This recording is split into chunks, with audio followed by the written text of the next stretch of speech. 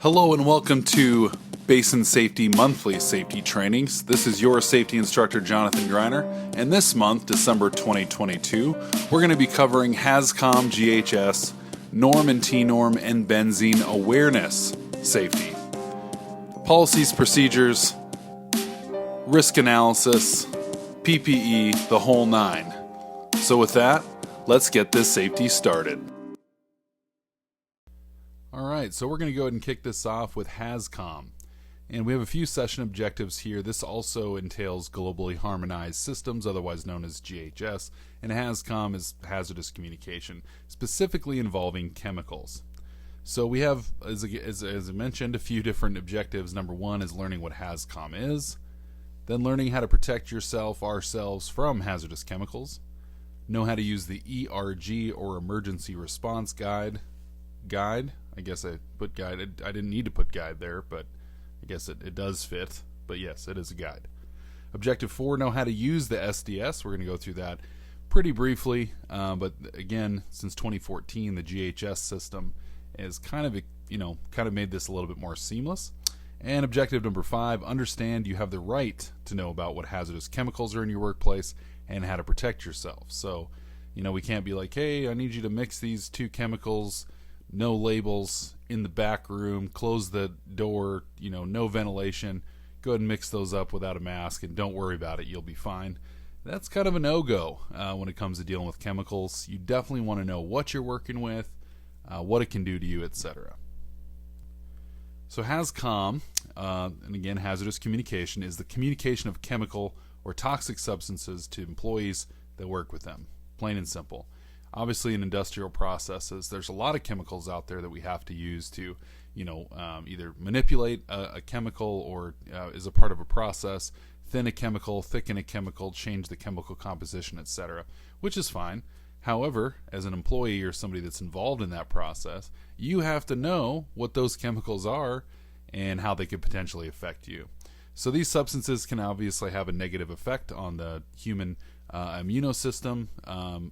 All of our organs. They can cause cancer. They can have, benzene or other chemicals in them that can cause long-term effects, and we need to know about that. And lastly, of course, if they're going to affect your body, they're going to make you sick. So you need to know that before you go to work with them, so you make sure you're geared up properly, have the right respirator on, etc. So again, the GHS world, blending with the Hazcom world, happened in about 2014. The concept here is the right to know. Law is another way to put it. Gives you the right to know about hazardous materials in your workplace, plain and simple. This merger happened in 2014, and it also has to deal with the labeling side of things. So the program kind of it's really a 5-part program, and every company of any legitimacy is going to have this program. Now, don't get me wrong, a lot of these programs are kind of cookie cutter, where it's like, hey, we have chemicals in the workplace, and here's the things we're going to do to protect our employees. My suggestion to you as an employee of one of those said companies, if you're working with a chemical you don't understand, let's say you're brand new to the industry, you're like, man, I've never seen this before. I don't have this under my kitchen sink. Go ahead and read through the label a little bit, right? Pull up the SDS, kind of understand what it is that you're working with. Be like, okay, if this gets on my skin, it's going to burn through, get into the bloodstream, and cause liver failure. Okay, maybe want to wear gloves with this chemical when I'm using it. And obviously, does that slow you down from time to time? It can. Can that cause delays in production, affect operational tempo? All those things are absolutely true. However, it's kind of like speeding, right? To get where you're going. My wife this week was going to work. She had to work out of town. She had to go, and she was running a couple minutes late. So what does she do? She kind of puts the throttle down, which she likes to do, and gets pulled over, right? And loses all the time that she, essentially tried to make up by putting the hammer down. The police officer was very nice. They only kept her in jail, I think, for like 24 hours or something. She wasn't going that fast. That's a joke, by the way. So, Angela, if you're listening to this, I'm just joking. I'm going to get in trouble for that. So, yeah, the concept is similar. We sometimes do things in the workplace, especially involving chemicals, because we want to get the job done faster. But there is this inverse return on that investment of speed at times when it comes to our personal health. And chemicals, I've had grandfathers that worked in oil and gas and used petrochemicals for agriculture. And when they went fast, and it was like 12 different kinds of cancer. And you see that and you're like, all right, well, he basically breathed every type of chemical there was floating out there in the atmosphere. It's very possible that these things were, involved in that, just because it was so weird, So again, you may save 5 minutes here today, but long term, the health effects and ability for you to work will be negatively impacted. All right, so off the soapbox, get back to the topic here. So yes, written programs, chemical inventories, labeling requirements, SDSs, and employee training are all the 5 pillars of a good Hazcom program. Your company has this. And again, you probably haven't read through it thoroughly. Unless you're like me with no friends and no social life, you probably don't read these on the weekend. Just big cup of coffee, a little fire in the fireplace, some Christmas music going, reading the Hazcom program. But definitely I encourage you to spend a few minutes looking through it, especially the SDSs of the chemicals that you are not super familiar with. So here is an example of a written program. This is one that we've written even for our own company, as you can see there, Basin Safety. It's essentially spelling out the purpose of the program, what chemicals you have, how you handle chemicals, what communication procedures you have out there. Do you put up signs? Do you provide the PPE? Are the SDSs up to date, etc.? That's pretty much the elements of a Hazcom program. So, in ours, for example, we have definitions, what everything means, scope, who's all involved, etc. So the Hazcom chemical inventory is another piece of this. You need to know, again, and companies need to provide a pretty up-to-date list of what chemicals you have in the workplace. So you need to have access to that as an employee. This can't be in a locked storage cabinet. This needs to be out and available to you. Some companies, and this is perfectly legit and legal, they'll make this an electronic file, so you can, just click it, open it up in your computer or on your phone, and see all the chemicals that are at your workplace. Again, perfectly legal. So labels and labeling is pretty important, and this is one of the things that was kind of most affected in 2014, other than SDS sections, and then obviously the change from MSDS to SDS. Chemicals must be labeled. And if you take a chemical from original container, we'll get into this a little bit later, and put it into like a spray bottle or a smaller jug that's easier to transport, for example, that container must be labeled as well. You can't just have the one, big tote that's labeled and then put it into a 5-gallon bucket and be like, good enough. No. Everything needs to be labeled appropriately. So there's some pictograms as well that would be involved with the labeling, and this, it makes a lot of sense. Here's the 9, kind of general standard pictograms. What this has done is provided globally, right? So if I go to China and there's a chemical in my, let's say I go to a hotel, or I'm working in a kitchen or something. I don't really have any prospects to work in a kitchen in China, but let's say I did, okay? Let's say I had that skill.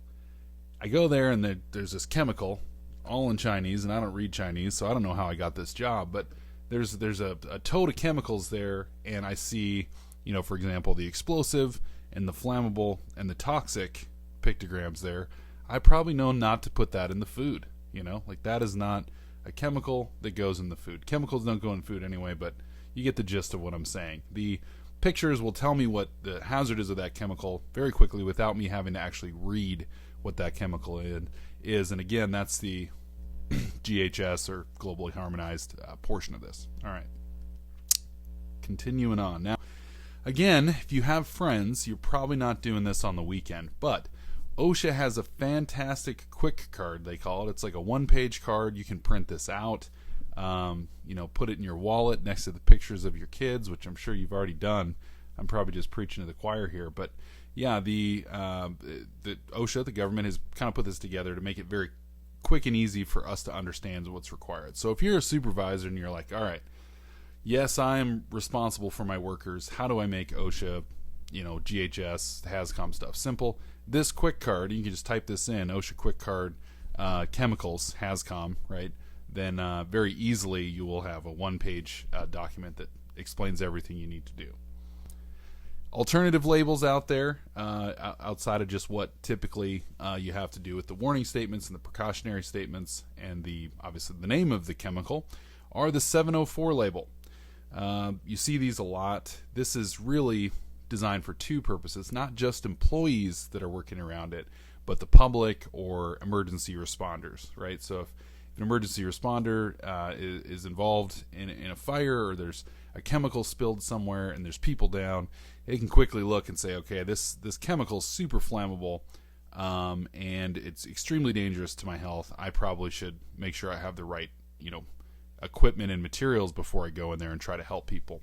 So there's a numbered system here from 0 to 4, 4 being worst, 0 being least hazardous, but then each one obviously has a different, what that means. So for example, health, 4 means deadly.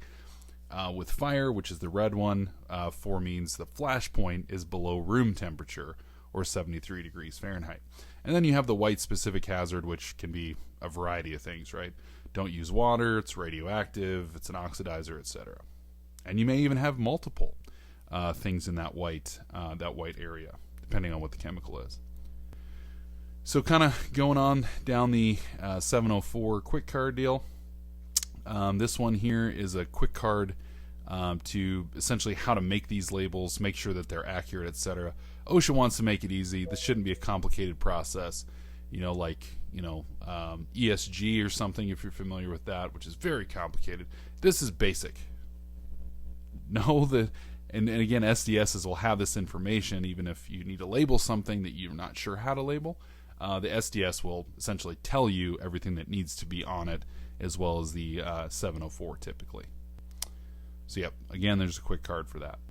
Now, again, with the emergency responders thing, for example, or for employees, you may be like, hey, well, it's great. That's a 4 on the 704 symbol on that on the diamond. What does that mean for me? Specifically for this chemical, what do I need to wear to work around it? Well, there's an hazardous material identification system label called HMIS, and this gives a numbered system of the hazards, which is the 704 portion, and also a lettered version of the hazard, which gives you a specific set of PPE required for that chemical. So, for example, methanol, right? Methanol would probably be a B, right?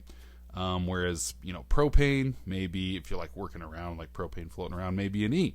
And certain chemicals such as acrolein, look that one up. That's an intense chemical. That's going to be in the K category, right? You're going to need everything. SCBA, full body suit, the whole nine, hard hat, everything. All right. So alternative labels are essentially, again, designed to inform first responders as well as employees of like, okay, what specifically do I need to have to be around this chemical so I can save this person's life or work safely around it. This does not replace the GHS label. This is an alternative or an additional, right? So if we want to be extra safe. Then there's also for driving, and the ERG really gets into the emergency response situation because, most of us probably don't think of this, but if you were to come across a serious incident, right, where trucks turned over, there's a car wrecked in the ditch, liquids spilling out, a lady screaming from the car, you might be like, man, I need to go in there and get that lady out of there. The truck, in this instance, if it's carrying a known dangerous quantity of some substance, has to have a numbered UNID number system. Now, this UNID number system is inside of a book called the ERG. This is what it looks like. You may have seen this before. This essentially is broken into 4 color-coded sections. Yellow, that's essentially something for emergency responders to look up by the UNID number. With the blue, they can look it up alphabetically.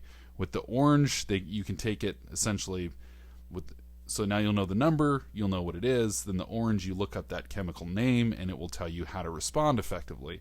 And then green, if a chemical is especially dangerous, it will be highlighted in green, giving distances and other important information. So, for example, mentioned methanol. We use that a lot out here. So if you had a methanol spill, you'd look up that number. I don't know what the number is on the UNID. Let's say 107 or 2107. You'd look that up. It'd say methanol. You'd flip to the orange and it'd say methanol. That one was going to be green.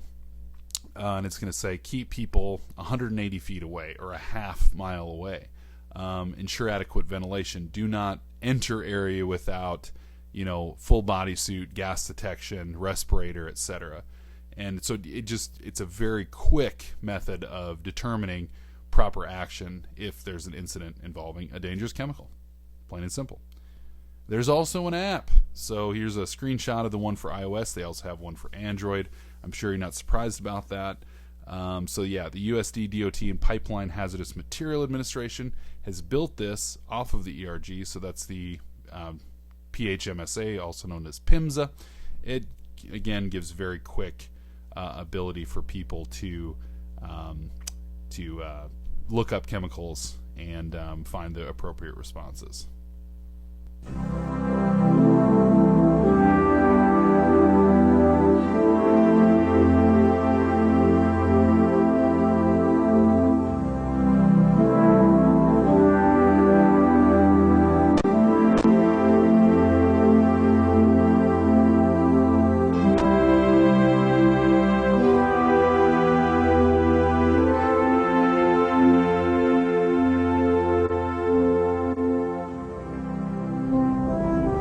Evidence 1222 information.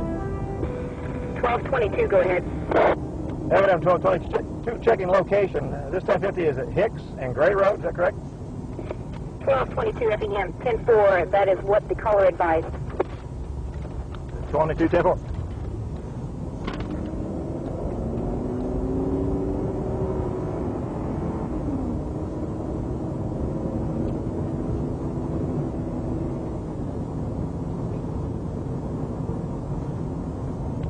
Evidence 1222. 1222, go ahead. Evidence 1222, I'll be 1023, this 1050. Looks like we might possibly have fire, I guess the smoke. Appears we got one victim down on the road, possibly one in the car. I'll be needing some assistance. What's the ETA on fire and ambulance? 1222 Effingham 10-4. Ken Mundy Alma Fire Department advises ETA 5 minutes, ambulance 5 to 7 minutes. 2210-4, advise ambulance and EMS to expedite. I'll be out of the car checking victims. 1222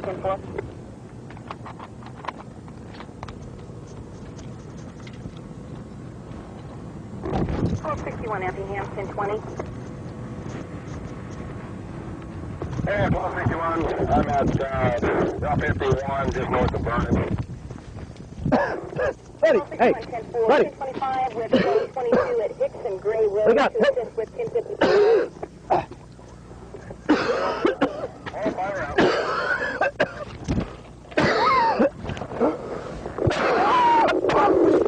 Information.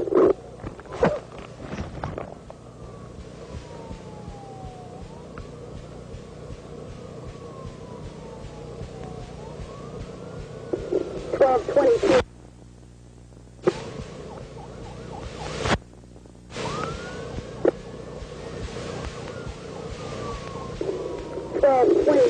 And status.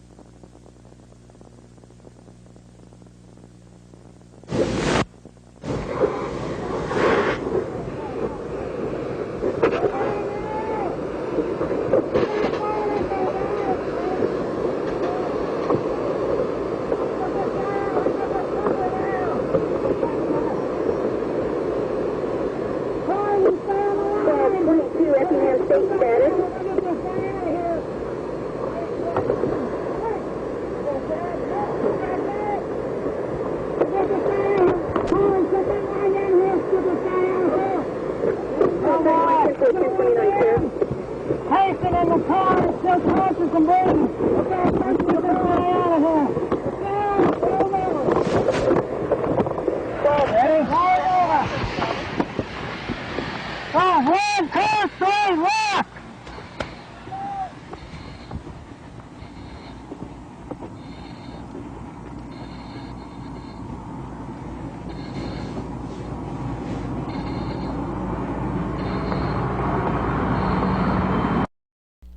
SDSs. Now, I've already mentioned these a little bit here. SDSs are an integral part of the chemical inventory. The way that you store in SDS books, that's not necessarily important as far as it doesn't need to be in one of these big yellow binders. I mean, it's recommended so it's easy to find, right? Hey, there's the SDS books. You can also use a sign and point to it. It can be in a basic binder. I recommend them being alphabetical. And they're formerly known as the MSDS. Same thing. It's just kind of, in my opinion, a branding change so that we know that these are now a different type of document. And how are they different? I'll walk you through that. So the MSDS from before, and hopefully eventually we're almost at 10 years, we'll stop talking about the MSDS because it's almost been a decade. You know what I mean? I don't talk about the truck I had 10 years ago. I don't even remember what it was. But with SDSs and MSDS, we're gonna remember.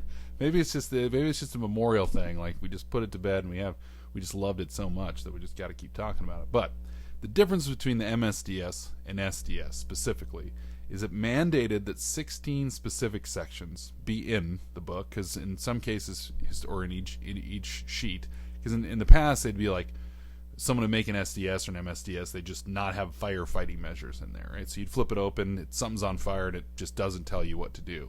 That can be a problem, obviously, or health hazards, or PPE requirements, or disposal considerations. Like if you have this chemical and it spills all over your shop, you should have pretty quick access to say, hey, can I dump this down the drain, or do I need to call, the EPA to get rid of this stuff? What's the proper process here? Because if you dump it down the drain and you're not supposed to dump it down the drain, things can get quite fishy and problematic in the future. So again, 16 sections, and then also that those 16 sections are in the proper order and consistent order. So if I look up any SDS of any chemical of any type anywhere on the planet, so in my kitchen job in China, and I recognize right now you definitely would not want to have a kitchen job in China, but the number 7 or number 4 is always going to be the exact same thing: firefighting measures and PPE. Period. I'm really hoping that's right. Let me make sure. No handling and storage and first aid measures. See, they're a little bit difficult to remember, but again, that's why you have the standard and the guideline so you can walk through it. Training everybody above and beyond just saying, hey, pointing at the SDS book and saying, there it is, as we walk by it on our first day in the shop. They need to be trained, and that's what we're doing today, actually. After the just kind of general, we're going to be going through NORM and TeNORM, which is a training because we may experience that or be exposed to that in the field, and also Benzene, which is another chemical we may be exposed to. So the other H2S is another chemical training that's essentially falls under this standard, the 1910-1200 standard of GHS and Hazcom. So again, Benzene, NORM, TeNORM, H2S, and SO2, these would all be examples. So we have our H2S Pro training coming up in the next, probably the next 6 months. So that's a 4-hour ANSI course with hands-on, how to put on a breathing apparatus, how to use an SCBA, how to hook up to air, what to do if your air fails, how to use your gas monitor, etc. All that's a part of our H2S Pro training. That's under 1910-1200, the Hazcom. All right. So with that, we're going to conclude. Number 1, hazardous chemicals can be at your workplace. Now, to be fair, and so this is, clear, hazardous chemicals also can exist at your house. They're not just at the workplace, but they can also be at your workplace. Make sure you read the SDS to protect yourself, especially, again, if it's a new chemical you haven't dealt with before. Very wise to make sure you read through that SDS and just kind of look, hey, how does this affect my, mutagenicity? Really, it's going to keep it a little bit more simple, but you can get that deep. Wear gloves, otherwise liver failure, right? Number 3, make sure you are properly trained to work with chemicals. If you don't know, ask somebody, right? Listen, hey, I don't know what this chemical is. I've never heard of it before. How do I protect myself? How do I not, how does it not splash on me? Do we have a splash guard, right? Do we have a funnel? Do we have a pump? How do I make sure that I'm not interacting with this in a way that's going to make me sick? And lastly, with the emergency response, there's definitely tools out there for emergency responders, but those are trained emergency responders. If there's some chemical thing, even if you have the ERG book right there in your hand, you got the app loaded up because you were just reading in that app, of course you would be, then you're like, hey, I know exactly what to do to rescue this person. No, you do not. That book does not train you to be a rescuer. It provides data for trained rescuers on what to do. So if you're not trained to be a rescuer, you're not a rescuer. If you want to be trained to be a rescuer, perfectly fine. In fact, our company, there's a lot of companies out there that do this training, and you can actually be trained to be an actual rescuer. But unless you've had that training, you're not a rescuer. NORM and TeNORM awareness training. All right, so we're going to be going through, essentially, it's called NORM, TeNORM, breaking that down. Natural occurring radioactive material, or naturally occurring radioactive material, and then technologically enhanced, naturally occurring radioactive material. Hard to say that extremely fast. So yeah, NORM, TeNORM. So these are essentially either, well, it is in both cases, it's some form of radiation that exists naturally, that it either is fully natural or we have technologically enhanced it in some way. Now, the reason we provide this training is because it does have negative physical effects on our bodies, and we need to make sure that we're protected. The other thing it can do is it can be transported by us and then affect other people that are exposed to it as well. So our session objectives today, as I've already kind of pointed out, is to understand what it is and what they are. Learn the history of NORM safety, where it came from. Understand types of radiation and background radiation, what those are. Know how to use the SDS for these, and then also understand you have the right to know what chemicals are in your workplace and how to protect yourself. You may see some similarities there from the past because it's the same thing. We want you to know how to protect yourself, where to find that information. So, number 1, what is NORM and TeNORM? It's particularly found or typically found in certain types of barium or strontium scales that may be deposited in the wellbore or production tubulars. Now, this is from the Schlumberger dictionary. Essentially, yes, it's barium. It's in our oil and gas deposits in the shale formations, and then as that's concentrated and starts coming through the system, we sometimes find its scale. So TeNORM is technologically enhanced norm. So naturally occurring radioactive material that human beings have done something to either increase the volume of the amount of norm, the radioactivity of the norm, or the location of the norm in some cases. So typically it's done by technological means and some sort of process to, and the industry's kind of moved away from doing that. What they used to do, for example, is they would essentially soak sand in radioactive material, frack a well, and then be able to track that sand because the radioactive material sends a signal back, right? That radiation can be tracked and observed. Well, after a time, they're like, this we're not getting all the sand back, and all the fluids down there are affected by it, and we're getting radioactive oil. Maybe this isn't worth it, because radiation is very difficult to deal with, and a lot of different reasons. So, what is it? Kind of in this breakdown, essentially, it's a radioactive element, radionuclide, that exists in the Earth's crust. It exists in shale formations, geological formations, perfectly naturally. as fluid moves through that fluid is going to strip typically and sometimes it can be in the fluid by itself, not as common, but it'll strip that rock and material of the radioactive elements, even if it's in small quantities. But then as it hits the pump, whether it's an ESP or it's just your typical rod pump, anything downhole, it's gonna coagulate. It's gonna accumulate right there, and then as the fluid moves through it, and it's moving through an accumulated radioactive source, that's when we're gonna get typically a higher level of radiation back. So I'm trying to break this down in a very simple way. Hopefully, I'm doing that. So for that reason, any company that's working with the production of oil and water and gas, and usually it's not in gas, but has to test for it, right? And that can be done in multiple ways. It can be tested at disposals, it can be tested at transfer sites, it can be tested on location, it can be tested during workover operations, it can be tested in a variety of different ways and places and methods, but it is required because we know it exists, and if it's there, we want to make sure that we're protecting ourselves. So here's an example of where people did not protect themselves because in this case, they definitely knew it was there. They just didn't know the effects of it. So there was a company actually called, I think it was Radial Dial. And the idea was that, hey, this radiation, a radium dial, this radiation is fantastic.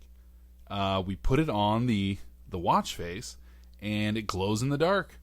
Now, to get it on the watch face, the workers had to, the best way to do it was you dip your paintbrush in the radiation, and then you'd lick it, and then you'd do it the other way, lick and then dip, not dip, lick, right?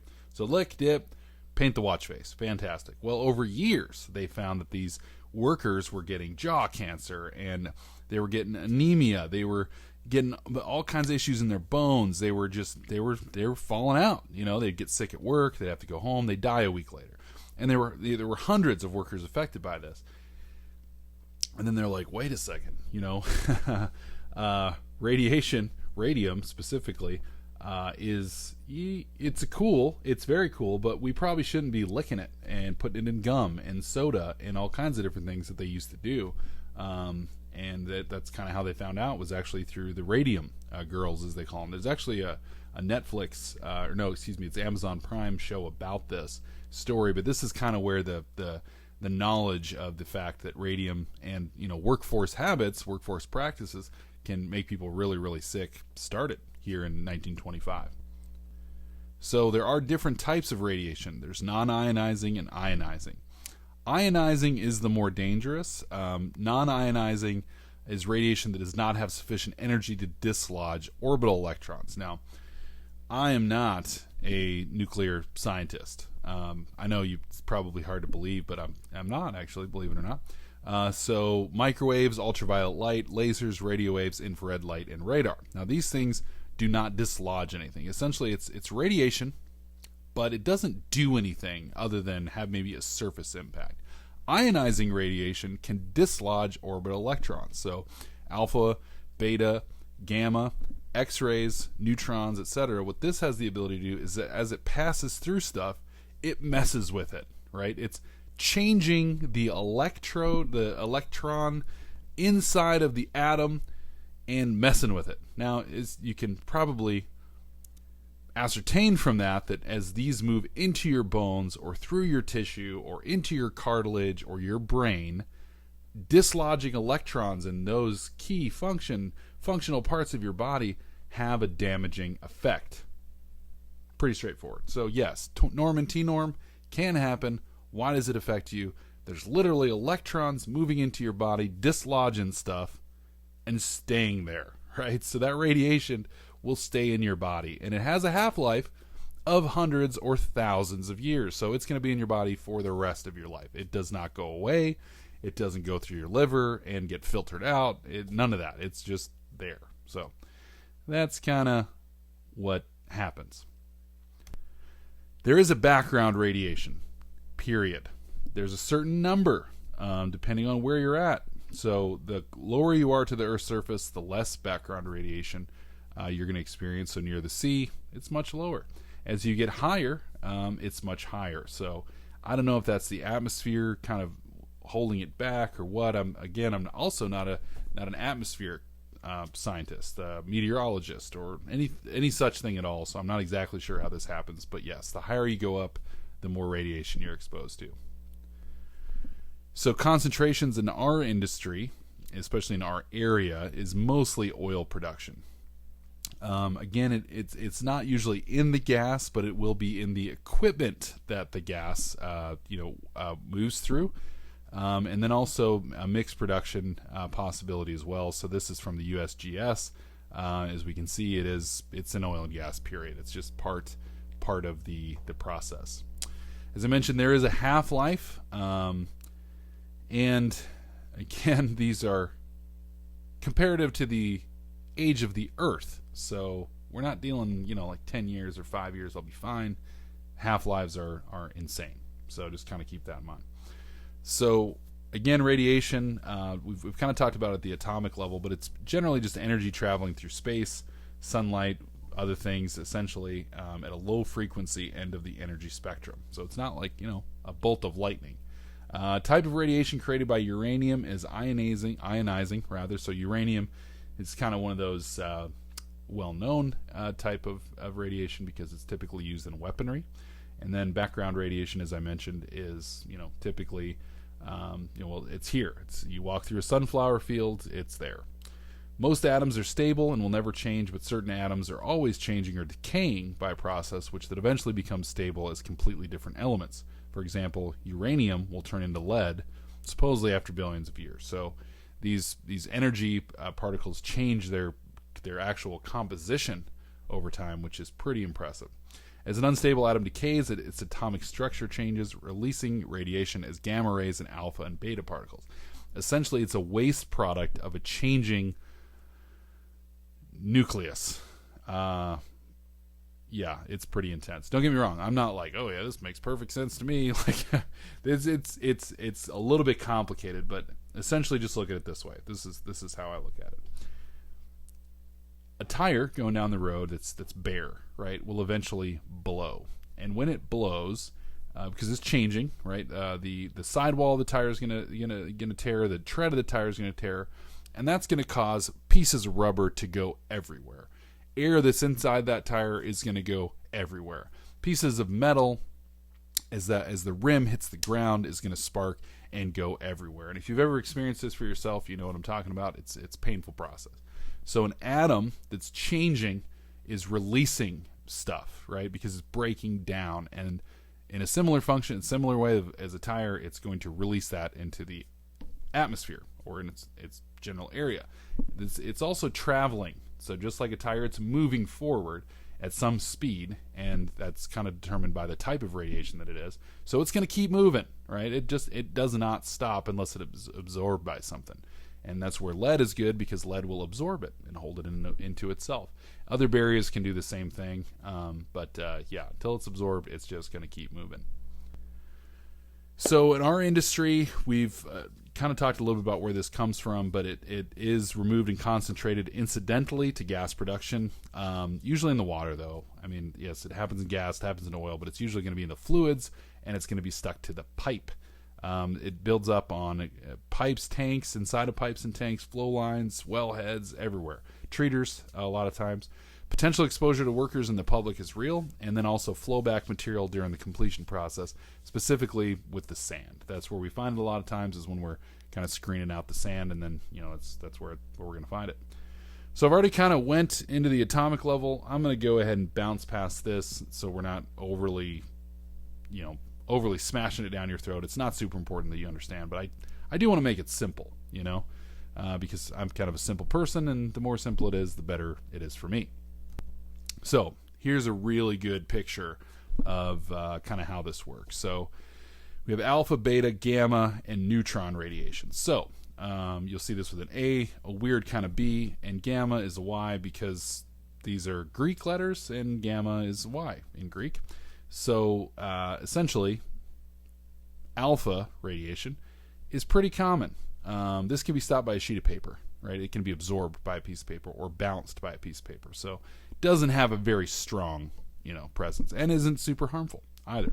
Beta radiation consisting of electrons is halted by aluminum plate. Now, I don't walk around with aluminum plate of armor, and beta radiation is used in certain tools in oil and gas, although I do think they're moving away from this somewhat, but because they can do it with infrared and other things, but they'll actually use this, send beta and gamma rays in a tool downhole that obviously send out their rays, and those bounce back at some point once they hit resistance, and that can give you an actual image of the well, which is pretty cool.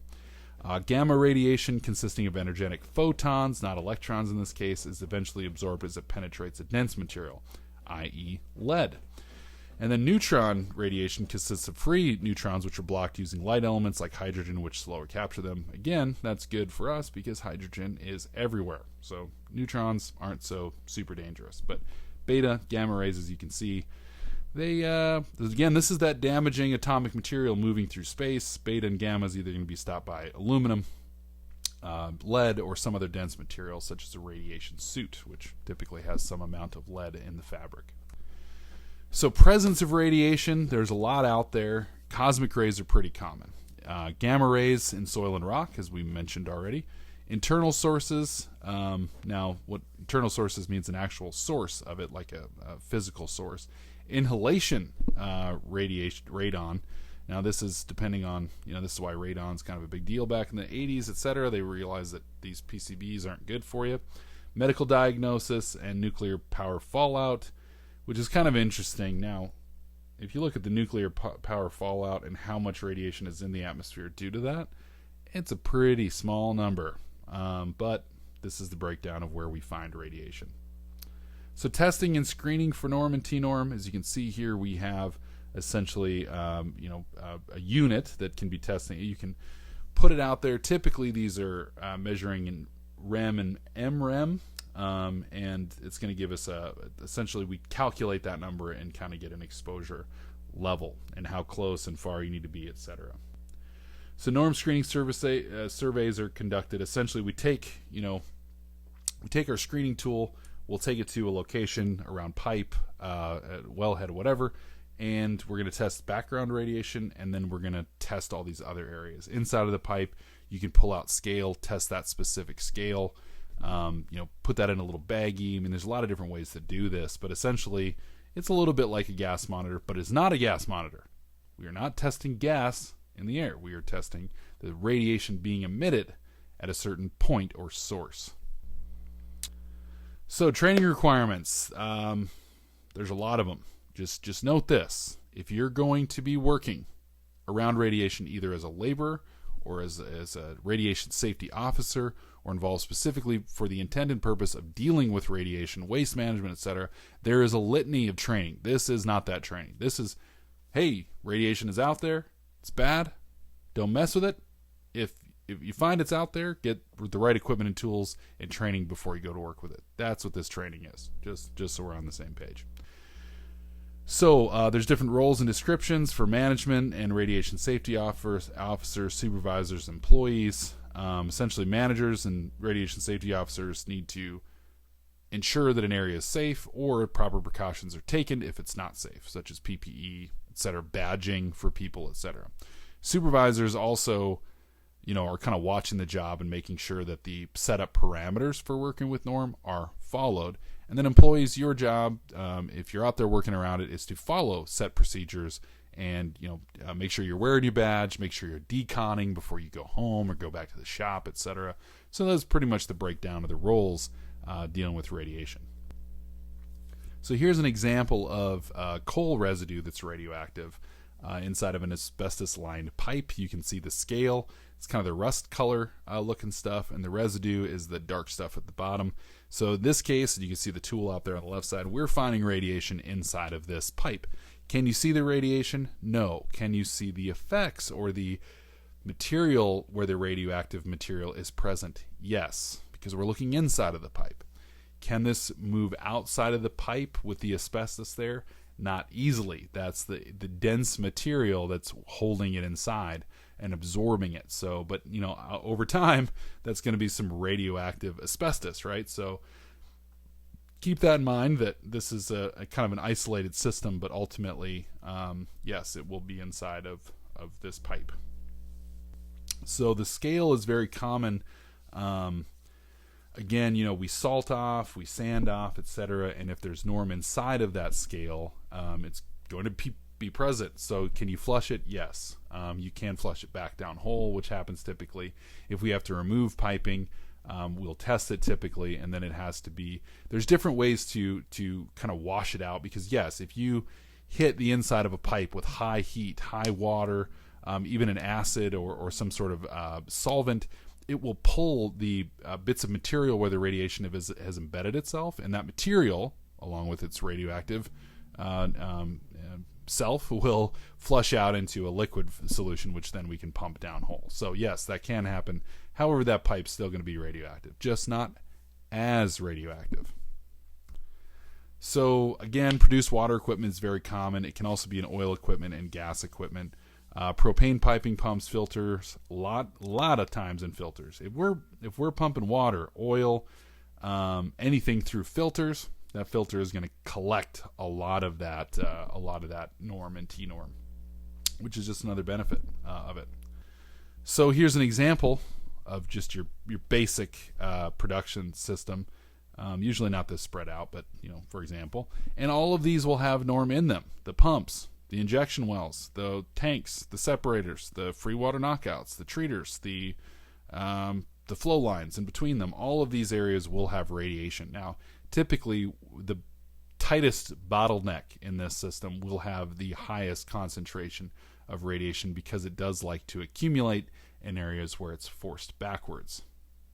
Protection of employees really comes down to, first of all, testing, right? Well, we know that there's radiation here. Let's make the right decisions. And then from there, making good decisions as it relates to time, distance, and shielding.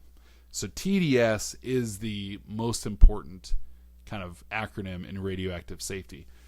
Least amount of time around radiation, greatest distance from radiation, and greatest amount of shielding between yourself and radiation. Sometimes that will be just PPE. Sometimes that will mean barriers of some sort. Sometimes that will mean enclosing that material that has TeNORM, NORM, etc. So gloves are used typically. Full body suits, face shields, and respirators are also good. Again, the face shield and the respirator are blocking it, but it's not like a gas. It could still potentially move through those things. However, they are a material that can absorb them depending on the type of radiation. So that's kind of the benefit there. So again, minimizing time, having barriers, and increasing distance from sources is vital in protecting yourself from NORM and TeNORM. So, as we mentioned, this can have a high effect on cells because it's dealing with the removal or the changing of the atomic structure of a cell. That's bad for business if you're talking about an organic material. And then when those divisions happen and things start getting weird, that's when you see fish with 3 eyes and deer with 2 heads. Because essentially that things split weird, and that's where you can have doubles and triples of things. So that's kind of how it works. I mean, again, I'm not a nuclear scientist, so that's my best way of explaining that. So response to radiation on the body depends on total dose rate, radiation quality, right? We do want poor quality radiation. And then lastly, stage of development at the time of exposure. So the half-life, etc. You may be at the end of something's half-life and it's going to be weaker. You may be at the beginning of something's half-life, it's going to be stronger. And what we use is the ALARA principle when having to work around radiation, because we know it does happen. Like when I worked with Big Blue back in the day, I was a radiation tech. I mean, they didn't call me that. They called me a wireline tech. But ultimately, my job was to get the radiation stuff down hole. And I was the guy, working with the radiation with this little wand. And I'd pick up the radiation out of this massive, cylinder and put it into the tool and tighten it. And sometimes it wouldn't tighten and you have to use a screwdriver and your hand's right next to this thing. I was that guy, right? So the ALARA is how do we keep the exposure as low as reasonably achievable. And that's kind of the direction OSHA and these guys are going to look at when they're evaluating, and typically it's the state and environmental groups, but OSHA does get involved, is they look at evaluating how safe you're keeping your workers. So whole body effects, we have acute and delayed. Acute occurs when it's large enough to cause extensive biological damage immediately to cells that are so large because a lot die off, or essentially once you start messing with the nuclei, the cell dies. Delayed or stochastic exhibit themselves over years of acute exposure, so this can cause genetic abnormalities, tetratogenetic, or that's not even true, teratogenic, there you go, abnormalities as well. So essentially it's bad for your body and messes you up. So here's some shielding examples. You have clear shielding, plastic shielding, brick shielding, lead block shielding, a lot of different shieldings. Again, SDSs, and someone with some, okay, I am not a radiation expert by any means. I wouldn't say expert. I know a lot about it. If I was going to be in a situation where I was going to be working around radiation for a long time, I would seek out and make sure there was a radiation expert working with me. So we have at Basin Safety a radiation safety officer. Been to a lot of schooling, been through a lot of training. He's still not in the expert category, right? He's a well-trained individual, but the expert is a different level. So again, seek out somebody. I would recommend seeking out somebody if you're going to be working around this stuff a lot. So annual exposure limits, there are limits. The way that we determine these are typically through an employee wearing a badge. This badge is kind of a soft filter, and as radiation hits it, it absorbs it, and you can send this in to a laboratory, and they will tell you how much radiation you are exposed to over a period of time, whether it's a day, a week, a month, a year, whatever.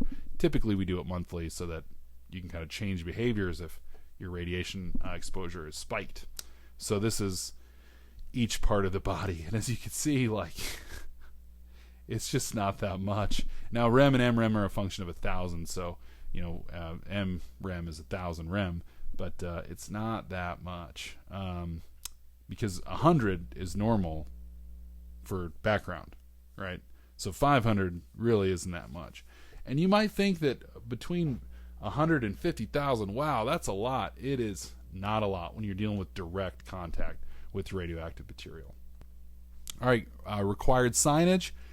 If we know that there's radiation, we have to protect people by letting them know it's there. Here's just a couple examples, of just kind of the black and white styles.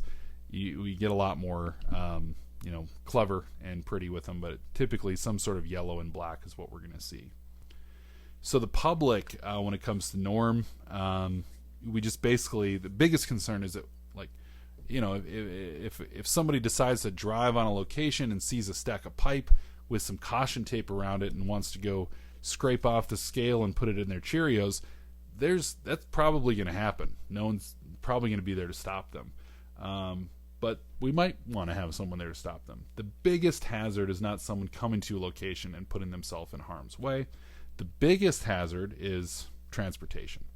So transportation of NORM material, you need to be trained to do it. So you need to have a license for it, because you need to know that the stuff that you're carrying around and driving around is hazardous. This is, hey, I can't just stopping at Hardee's, driving through the drive-thru, just, blasting everyone with radiation. That's a no-no, right? So there's training, there's requirements. If there's potential an accident, we went over this with the ERG stuff earlier, you need to be placarded, etc. So that, hey, someone sees your truck tipped over, they're not just running up there getting blasted by radiation. Disposal is another area. As I mentioned, a lot of times we will free the solids with some sort of liquid solution and then dispose of that down whole in its liquid form, but then even that pipe needs to be disposed of in a proper way. And there's only a few facilities around the country that do this, but you need to take it there. You can't just this ditch looks good. That's kind of a no-no.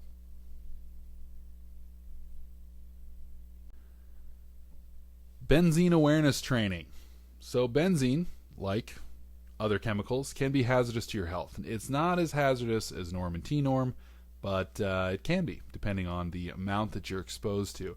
Really, and I've mentioned this before and in a lot of my trainings, it's not whether or not these things are present. They're always present to some amount. The question is, how much are you exposed to? Your body can only take so much, right?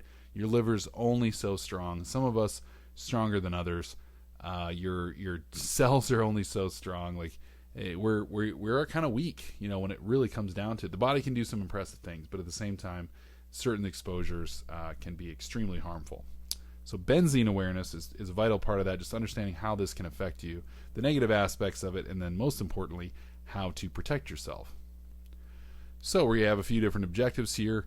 Learn how to protect yourself from benzene, exposure limits of benzene, what PPE is required for benzene, routes of exposure for benzene, and then also personal effects of benzene on the body. So these are pretty much what we're going to be covering here today relatively quickly. So here's the chemical composition of benzene. It's a carbon and a hydrogen. Now, you may think, carbon and hydrogen, those are pretty common. They're extremely common. In fact, gasoline is also known as a benzo fuel. It's very, very common. And it's also found in natural substances like volcanic emissions and cigarette smoke. And up recently we found out all the banana boat and other types of sunscreen. So don't ask me why, but I kind of know why, but yes, it's bad for you. Chemical is known as C6H6. It's a carcinogen. It can cause cancer, specifically leukemia. This is something very hard on the bones. It can cause bone marrow abnormalities. And in the 19th and 20th century, it was used in a lot of products. And what's funny about this is I've been talking about this for a long time, and then this year they're like, oh, you know what? It's still used in products. So the 21st century as well, even after we know this stuff's very dangerous. Now, the reason they'll do that is it's very cheap. Benzene is a dirt cheap because it's a chemical. It's a byproduct, especially in its concentrated form, of a lot of different things we do in oil and gas. So when they have refineries, you're going to end up with a lot of benzene. It has a nice sweet smell to it. It's red, and it will make you very sick. And so the fact that they're putting it in sunscreen so you can protect yourself from radiation is, I don't even see the business model on that. Anyway, yes, benzene, bad for you.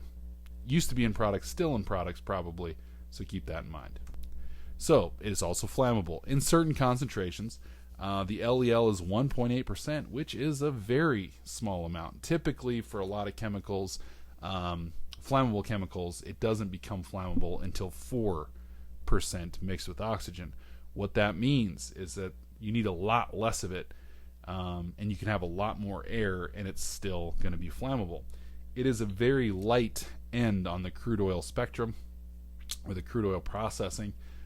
So it's very flammable. And the upper exposure limit, this is also unique, is only 7.9%. So very, very low, range of flammability for this chemical. Exposure, typically the way that people are exposed is inhalation. So benzene it's in crude oil, period. Gas, produced gas, it's there.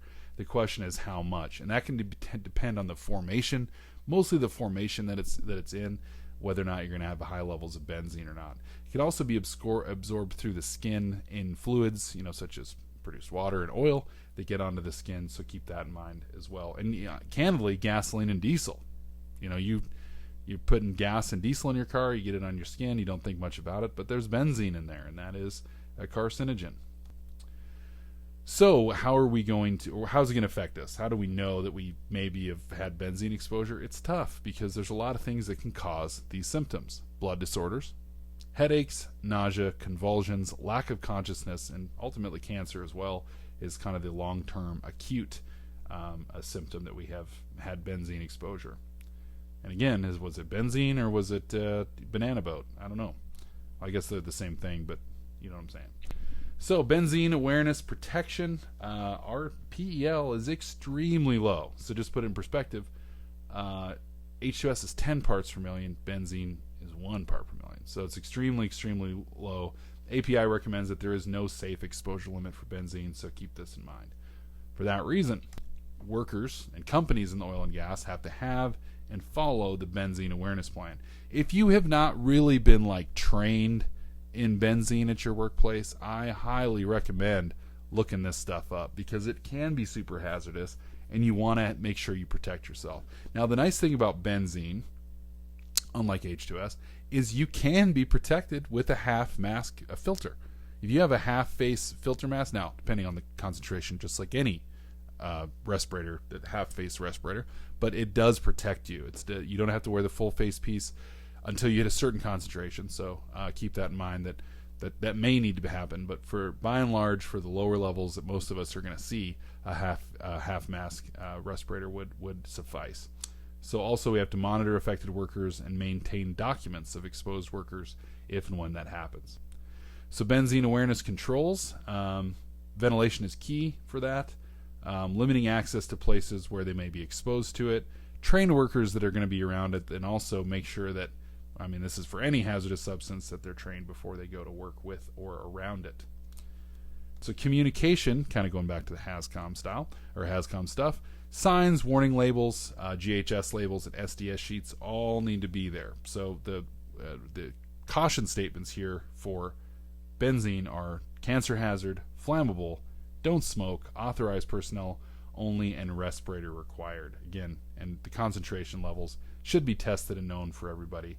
That's pretty important. PPE for benzene. Now, you notice I put this at the end because first we need to test and see if there's barriers and see what we can do. So PPE, we do want to wear it for 1 to 10 parts per million. The half mask respirator will work. 10 to 100, the full face piece mask will work, and then from 100 ppm beyond, that's when the SCBA is going to be required. And here's an individual testing for H2S and benzene here in the photo. That was a Basin guy. Good guy. Benzene awareness PPE and first aid for skin contact. We want to make sure we're in chemical resistant gloves, sleeves and aprons, goggles, or again a full face piece are important. And if we do get it in our eyes, if it does happen, we need to wash it for at least 15 or 20 minutes in a safety shower or eye wash station, and then go get medical help immediately. Testing for benzene, there is that's not necessarily true. There is an electronic meter, but it uses tubes as well. So typically we're going to use a badge or a charcoal tube, and then also passive collection beakers. Essentially, this is an open atmosphere canister that you just leave it out in the air, and then after so many hours, you plug it, send it to a lab, and it'll tell you how much benzene's in the air. And those plans are typically designed by industrial hygienists. There's a method to do that. NIOSH 1501 describes that method, and it determines how much benzene personnel are exposed to during an average work shift. Just like radiation, you can put out a badge and kind of see, hey, this is how much over an 8-hour period, 12-hour period, 24-hour period, whatever, that someone's exposed to. All right, lastly, kind of wrapping this up, always wear your PPE. Just remember that. Just wear your PPE. It does slow you down. I get it. With the gloves and the stuff, and you're like, I just need to move this from point A to point B. I don't want to go get my gloves. They're in the truck or on the other side of the shop. Just allow the tempo to be delayed a little bit to make sure you're protecting yourself. Benzene can make you very sick, both in the short term and long term. It is found, I should actually change this from it can be found to it is absolutely found in most, actually. Not all petroleum products, but in most of them, especially liquid ones. And then protect yourself at all times if benzene can be present. That's just know about it, learn about it, understand it. That's the best thing you can do to protect yourself. All right, lastly, we do have, and as you guys know, it's the end of the year here. So we are going to be doing our annual rifle drawing. You can look this up on our stuff there on the socials. But yeah, if you leave a review on Basin Safety's Facebook or Google page, we do give away a gun or equivalent. It's about a $400 gun. It's not the nicest one, but if you're, we're not rich over here. But if you're looking for like a really good gun, it's a nice, bonus gift card towards that nicer gun that you're looking for, or camping equipment or whatever. So typically it's a Benelli model, but yeah, go ahead and rate us, put us on there, give us whatever stars you think we deserve, and you will be in the running, in the drawing for that $400 gift card, which we're going to be doing right here at the beginning of January. So never been a better time tell your kids, tell your wife, go ahead and rate and review us. So with that, everybody, let's keep this safety going.